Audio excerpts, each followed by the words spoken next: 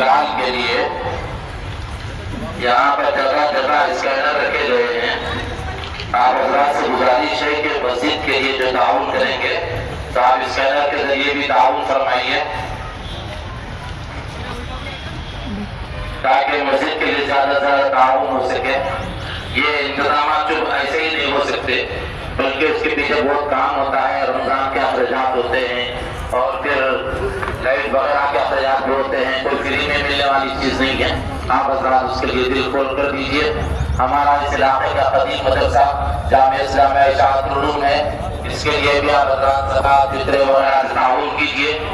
اور اس مسجد کے لیے ابھی مجھے حیرت ہوئی کہ اتنا بڑا مجمع ہے. اتنی بڑی ہماری بستی ہے امتیاز قدیم. تقریباً بستی بس کر 37-38 سال ہو گیا الحمدللہ.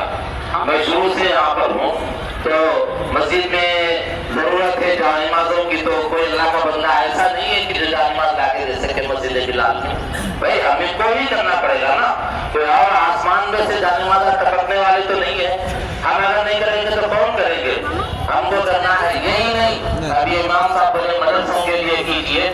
یہ ایک مدرسہ نہیں، دارالعلوم نہیں، اشاعت العلوم نہیں، اس سے ہٹ کر دنیا میں جتنے مدرسے چل رہے سارے مدرسوں کی امداد کرنا آپ کا فرض بنتا ہے. اس وجہ سے کہ یہ دین کے قلعے ہیں، ریڑھ کی ہڈی ہے یہ مدارس. ان مدارس کی اہمیت غیروں کو سمجھ میں آئی اور یہ لوگ مدارس کو نعوذ باللہ بند کرنے کے چکر میں ہے، مساجد مدارس کو گرانے کے چکر میں. اور ہم لوگ تعاون کرنے کے لیے اتحاد نہیں پڑ رہے. ہم کو چاہیے کہ ہم تعاون کریں. اس موقع پر میں آپ سے ایک چیز بتاتا چاہتا ہوں کیونکہ میں قدیم ہمارے جناب اشرف صاحب جو اس مسجد کے صدر ہیں، اللہ تعالیٰ ان سے کام لے رہا ہے یہاں پر ماشاءاللہ. اللہ کس کے حصے میں کون سا کام رکھتا نہیں بتا سکتے. تو اب اس موقع پر خوشی کے موقع پر ہم لوگ یہاں پر جمع ہوئے ہیں. تو یہ خوشی کے موقع پر ہم اپنے آزو بازو کوئی یتیم بچہ تو نہیں ہے، کوئی اسیر بچہ تو نہیں ہے، کوئی ایسا تو نہیں ہے جو کہ ضرورت مند ہے، بیوائیں ہیں. تو ایسے لوگوں کی مدد کرنا. مدینہ المنورہ کے اندر پیارے نبی صلی اللہ علیہ وسلم جا رہے ہیں، چند بچے کھیل رہے ہیں. یہ بچہ اداس بیٹھا ہوا ہے. سرکار دو عالم کی نظر اس پر پڑی. قریب گئے، جا کر پوچھا بیٹا کیا بات ہے کیوں اداس بیٹھے ہو؟ تو اس بچے نے آپ کی بات کو توجہ نہیں دی اور بچے بھی آ گئے. آنے کے بعد اس بچے سے مخاطب ہو کر کہا بیٹے دیکھو تم غور کرو تمہارے پاس کون آئے ہیں؟ پوچھا کہ کون آئے ہیں؟ تو کہا کہ سرکار دو عالم سرور کون مدینہ سرور کون مکہ تاجدار انبیاء آئے ہیں. تو وہ پھوٹ پھوٹ کر رونے لگا. حضور نے اپنے قریب لیا، سینے سے لگایا. لگانے کے بعد حضور نے پوچھا بیٹا کیوں رو رہے ہو؟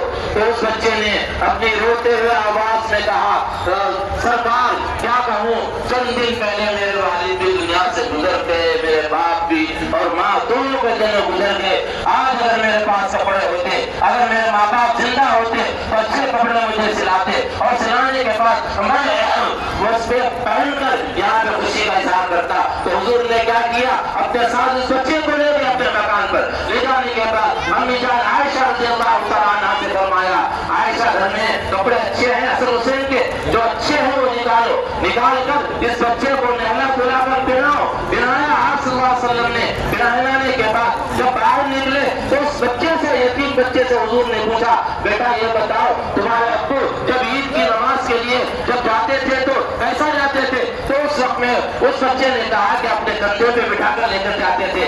سرکار مدینہ سرور کون مکین تاجدار انبیاء نیچے بیٹھ گئے. بیٹھنے کے بعد اس بچے سے کہا کندھے پہ بیٹھو. کندھے پہ بٹھا کر لے کر جانے لگے. جاتے جاتے اس نے ادھر ہاتھ ہلایا ادھر ہاتھ ہلا کر بچوں کے سامنے خوشی کا اظہار کیا. اور اس کے بعد سرکار تشریف لے گئے اور عیدگاہ میں جانے کے بعد سرکار نے اس بچے کے سر پہ ہاتھ رکھ کر فرمایا اس کی فضیلت یہ ہے کہ کسی لطیف بچے کے سر پر ہاتھ رکھو گے تو ہاتھ کے نیچے جتنے بال آئیں گے اتنے بالوں کے برابر تم کو ثواب ملے گا. محبت کی نگاہ سے دیکھو بچوں کو، محبت کی نگاہ سے ان کی مدد کرو اور غریبوں کی مدد کرنا، بیواؤں کی، یتیموں کی، اسیروں کی مدد کرنا، ضرورت مند مدرسے کی مدد کرنا.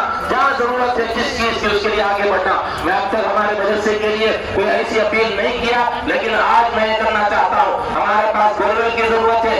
पानी पूरा सूख गया, पानी नहीं है, आप हमारे इशाअत रोड इंडिया नगर के लिए करना चाहे तो कर सकते हैं। आप लोग किसी के हिसाब सवाब के लिए आप लोग ताउन कीजिए, और इस मस्जिद बिलाल में क्या क्या जरूरतें हैं पूछ के हमको करना चाहिए। और मदरसे के सारे लोग बाहर बैठे हुए हैं, दूर दूर से आए, मैंने देखा बहुत से लोगों के पास मेरी तस्दीकात भी है, मैंने उस मदरसों को देखा है, जमात उलमा जिला रंगारेड्डी के सदर की हैसियत से मैं जाकर उसका मुआयना किया, मुआयना करने के बाद उसकी तस्दीक लिख कर दिया हूँ। वो मदरसे वाले भी यहाँ पर बैठे हुए हैं। आप हजरात से मेरी गुजारिश है, मुफ्तीवाना गुजारिश है, जाते हुए फितरे की रकम है, ज़कात की रकम, जैसा हमारे मदरसे इशाअत उलूम को और फिर दारुल उलूम गरीब नवाज को दे रहे हैं, वैसे उन मदरसों को भी दीजिए।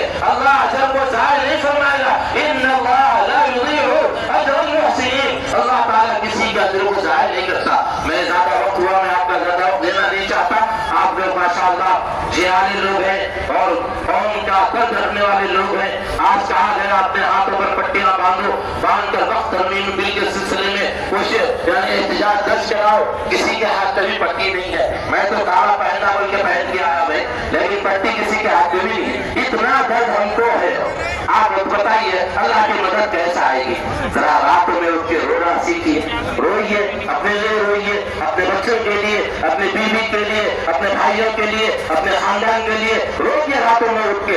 और फिर कौम के लिए, हमारे इस मुल्क के लिए हालात ऐसे ही रहेंगे, आगे चल के हम तो मस्जिदों में नमाज पढ़ना भी मुश्किल है। यूपी में क्या है, अभी ईदगाह की बाउंड्री से बाहर निकले तो उसके लाइसेंस कैंसल, या वहां पे कानून मतलब ऐलान आया, ऐसे हालात आ रहे। इसलिए जब कभी भी हाथ उठाएं तो कौम के लिए, मिल्लत के लिए, सारे हमारे इस मुल्क के लिए, ये हमारा अपना मुल्क है। हमारे इस मुल्क में आपको लाल किला दिखेगा, और इधर जैसा आपको ताजमहल दिखेगा, और इधर आपको बहुत सी चीजें दिखेंगे। पार्लियामेंट हाउस हमारे लोगों ने बनाई, हैदराबाद के अंदर चार मीनार है, ये सब हमारे घरों ने बनाई है, और बनाकर रहे, बनाकर चले नहीं गए, यहाँ पर आकर रहकर इसको मस्जिद बनाया। इसलिए हमारी जिम्मेदारी बनती है, जब कभी भी कोई दीनी काम आए तो आगे बढ़े। मुस्लिम मसला वालों ने जैसा कहा कि एहतजाज दर्ज कराए, तो इसके लिए हम लोग दुआ करें। अगर वो पार्लियामेंट में बिल पास हो गया ना राज्यसभा के अंदर, बहुत मुश्किल हो जाएगी। और ऐसी इस वक्त नहीं है,